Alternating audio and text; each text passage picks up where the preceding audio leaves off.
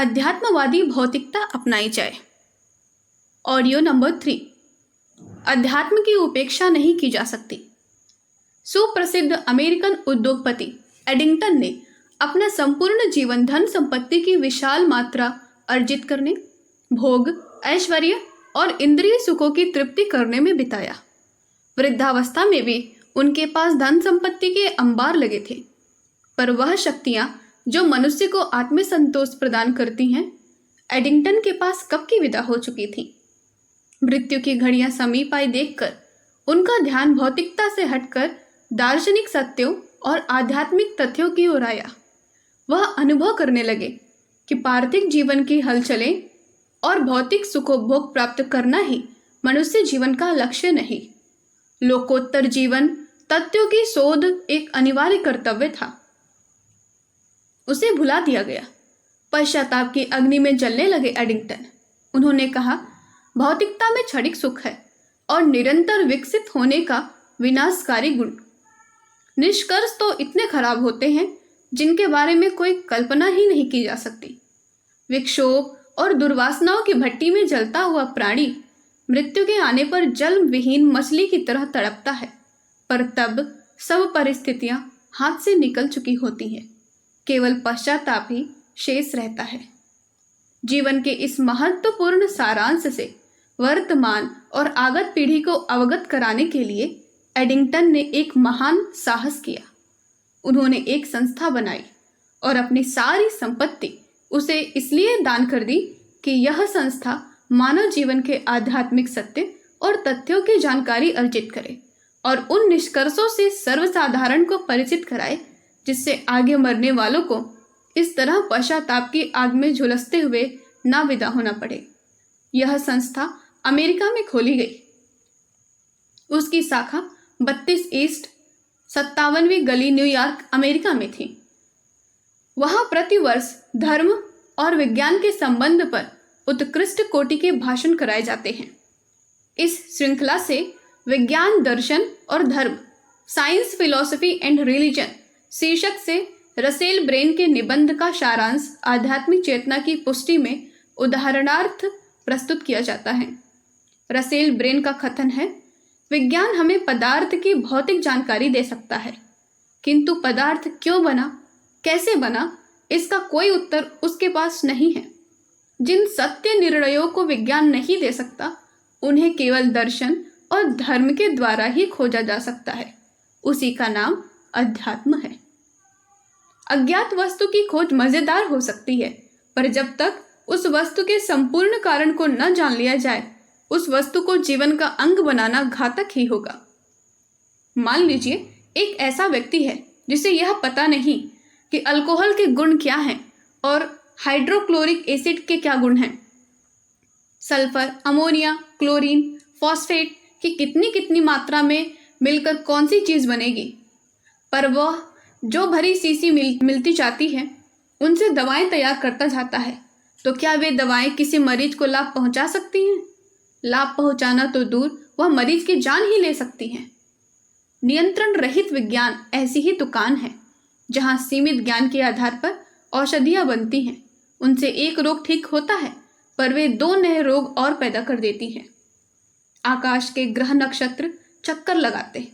पता है कौन ग्रह पृथ्वी से कितनी दूर है, किस ग्रह को सूर्य की परिक्रमा करने में कितनी यात्रा करनी पड़ती है, उनकी आंतरिक रचना के बारे में भी जानकारियां मिल रही हैं। पर यह ग्रह नक्षत्र चक्कर क्यों काट रहे हैं, यह विज्ञान नहीं बता सकता। उसके लिए हमें आध्यात्मिक चेतना की ही शरण लेनी पड़ती है। अध्यात्म में ही वह शक्ति है जो मनुष्य के आंतरिक रहस्यों का उद्घाटन कर सकती है। विज्ञान उस सीमा तक पहुंचने में समर्थ नहीं है। अध्यात्म एक स्वयं सिद्ध शक्ति है। उसका वैज्ञानिक आधार पर विश्लेषण नहीं किया जा सकता। मस्तिष्क के गुणों के बारे में विज्ञान चुप है। हमें नई नई बातों की उत्सुकता क्यों रहती है? हम आजीवन कर्तव्यों से क्यों बंधे रहते हैं? निर्दय कसाई भी अपने बच्चों से प्रेम और ममत्व रखते हैं। हिंसक डकैत भी स्वयं कष्ट सहते, पर अपनी धर्म पत्नी, अपने बच्चों के भरण पोषण और शिक्षा दीक्षा का प्रबंध करते हैं। चोर और उठाईगिरी को भी अपने साथियों और मित्रों के साथ सहयोग करना पड़ता है। सहानुभूति, सेवा और सच्चाई यह आत्मा के स्वयं सिद्ध गुण हैं। मानवीय जीवन में उनकी विद्यमानता के बारे में कोई संदेह नहीं है। यह अलग बात है कि किसी में इन गुणों की मात्रा कम है, किसी में कुछ अधिक होती है। सौंदर्य की अदम्य पिपासा, कलात्मक और नैतिक चेतना को भौतिक नियमों के द्वारा व्यक्त नहीं किया जा सकता। इन्हें जिस शक्ति के द्वारा व्यक्त और अनुभव किया जा सकता है वह अध्यात्म है। हमारा 99% जीवन इन्हीं से घिरा हुआ रहता है। 1% आवश्यकताएं भौतिक हैं, किंतु खेद है कि 1% के लिए जीवन के 100% अंश को न्यौछावर कर दिया जाता है। 99% भाग अंततोगत्वा उपेक्षित ही बना रहता है। इससे बढ़कर मनुष्य का और क्या दुर्भाग्य हो सकता है। अशांति, असंतोष उसी के परिणाम है। विश्वास की इच्छा, द विल टू बिलीव नामक पुस्तक के लेखक वैज्ञानिक विलियम जेम्स और हेंडरसन ने जब महान वैज्ञानिक अल्बर्ट आइंस्टीन के सापेक्ष सिद्धांत, थ्योरी ऑफ रिलेटिविटी को पढ़ा, समय, ब्रह्मांड, गति और सृष्टि के मूल तत्वों टाइम, स्पेस, मोशन एवं एंड कॉजेशन के साथ व्यक्तिगत अहंता, सेल्फ का तुलनात्मक अध्ययन किया तो उन्हें भी यही कहना पड़ा कि भौतिक जगत संभवतः संपूर्ण नहीं है। हमारा संपूर्ण भौतिक जीवन आध्यात्मिक वातावरण में पल रहा है। उस परम पालक आध्यात्मिक शक्ति को ही लक्ष्य कह सकते हैं। ऐसी शक्ति को अमान्य नहीं किया जा सकता। उन्होंने आगे बताया कि वह तत्व जो विश्व के यथार्थ का निर्देश करते हैं भौतिक शास्त्र के द्वारा विश्लेषण नहीं किए जा सकते। उसके लिए एक अलग आध्यात्मिक नक्शा तैयार करना पड़ेगा और सचेतन इकाइयों द्वारा ही उनका अध्ययन करना पड़ेगा। यह सचेतन इकाइयाँ हमारे विचार, श्रद्धा, अनुभूतियाँ, तर्क और भावनाएं हैं। उन्हीं के द्वारा अध्यात्म को स्पष्ट किया जा सकता है। उन्हीं के विकास द्वारा मनुष्य जीवन में अभीष्ट सुख शांति की प्राप्ति की जा सकती है। भावनाओं की तृप्ति भावनाएं ही कर सकती हैं, पदार्थ नहीं। इसलिए भाव विज्ञान अध्यात्म को हम छोड़ नहीं सकते। अध्यात्म की अनंत शक्ति, सामर्थ्य। अध्यात्म विज्ञान और आध्यात्मिक साधनाएं इतनी सामर्थ्यवान, प्रभावशाली हैं कि उनके द्वारा भौतिक विज्ञान से अधिक महत्वपूर्ण सफलताएं उपलब्ध की जा सकती हैं। हमारे देश में अनेक ऋषियों, महर्षियों, संत, महात्माओं, योगी, यतियों का जीवन इसका प्रमाण है।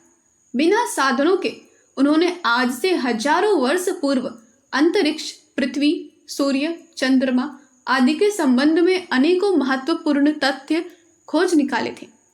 अनेकों विद्याओं, कला कौशल, ज्ञान विज्ञान में उनकी गति असाधारण थी।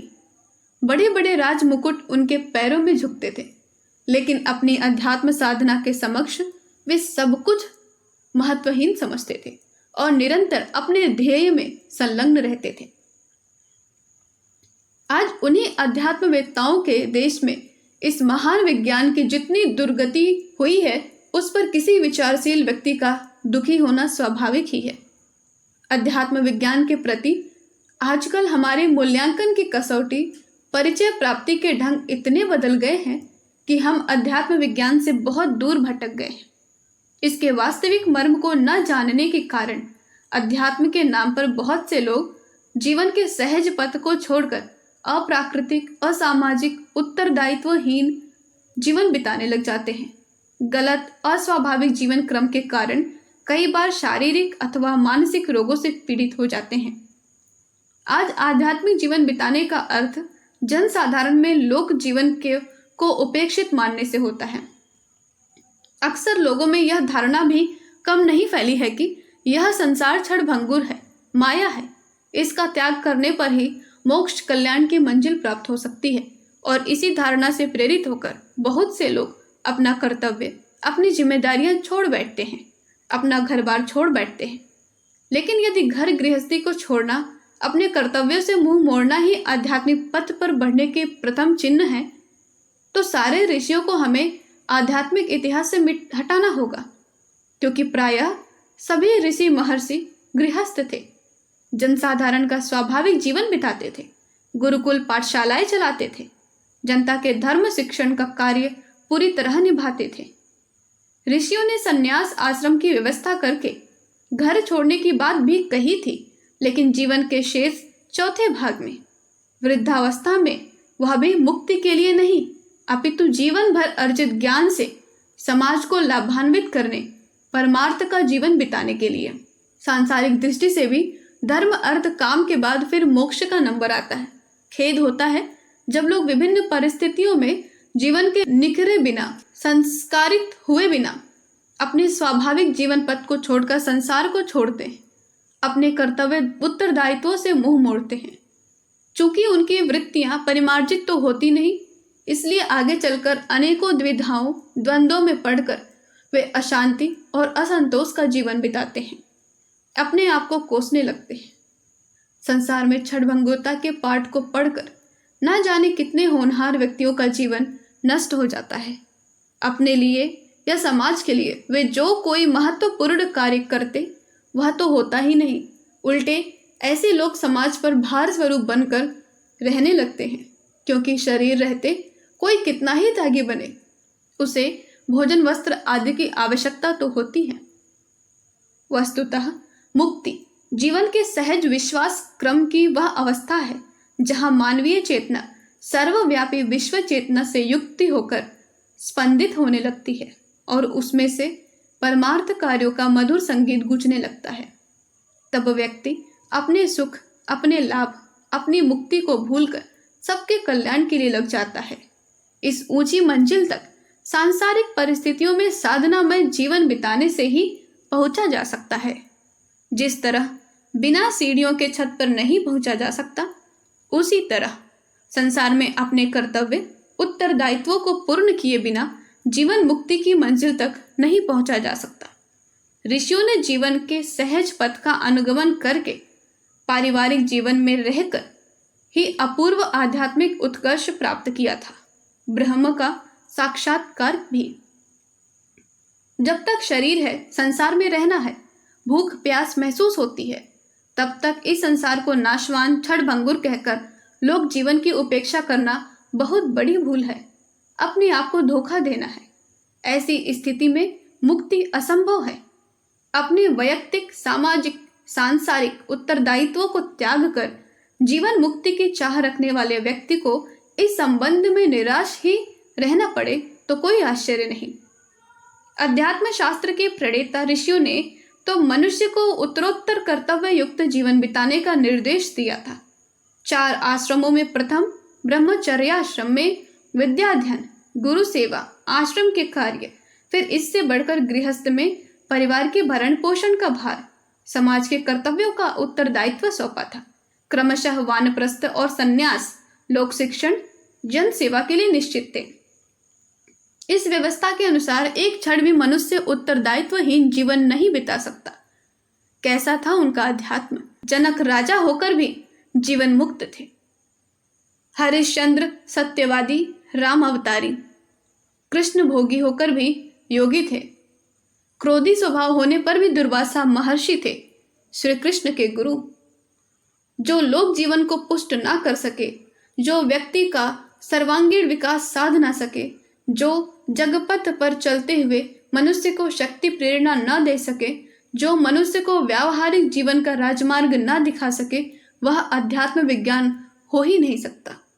अध्यात्म शास्त्र में तो अपने लाभ की बात, अपने सुख की इच्छा का बिल्कुल ही स्थान नहीं है, चाहे वह लौकिक हो या पारलौकिक। वहां तो अपने से सब में प्रयाण होता है, संकीर्ण से महान की ओर, सीमित से असीम की ओर गति होती है। ऋषि कहता है, मुझे राज्य की, स्वर्ग की, मोक्ष की कामना नहीं है। मुझे यदि कोई चाह है तो वह दुखी आर्त लोगों की सेवा करने, उनके दुख दर्द को दूर करने की। कैसा महान था हमारा अध्यात्म शास्त्र, जो मोक्ष, स्वर्ग, राज्य की संपदाओं को भी ठुकरा देता था। एक हम हैं कि संतान, धन, पद, यश, स्वर्ग की प्राप्ति के लिए अध्यात्मवादी बनने का प्रपंच रचते हैं, अपनी आत्मा को धोखा देते हैं। वस्तुतः जो अंतर बाह्य, लौकिक, पारलौकिक सभी क्षेत्रों में हमें व्यक्तिवाद से हटाकर समष्टि में प्रतिष्ठित करे, व्यक्तिगत चेतना से उठाकर विश्व चेतना में गति प्रदान करे, वहीं से अध्यात्म की साधना प्रारंभ होती है। अध्यात्म के नाम पर हमारे यहाँ गलत आचरण, विचित्र रहन सहन, अजीब आदतें, कौतूहलपूर्ण हरकतों को भी बड़ा महत्व मिल गया है और इनसे समाज को गलत प्रेरणा भी मिलती है। अक्सर देखा जाता है कि जो अन्न न खाए पर फल दूध खूब उड़ाए, लेटे नहीं खड़ा ही खड़ा रहे, भस्म रमाए या तिलक छापे, बढ़िया रेशमी वस्त्रों से श्रृंगार करे, मौन रखे, बोले नहीं, विक्षिप्त सा आचरण करे, तात्पर्य यह है कि अपने रहन सहन, आहार विहार में कोई विचित्रता रखे, उसे बड़ा आध्यात्मिक व्यक्ति माना जाता है। ऐसे कई व्यक्ति तो बेहूदी गालियां भी बकते हैं और फिर भी लोग उतना ही उनकी कृपा के लिए उनसे चिपकते हैं। कैसी विडंबना है।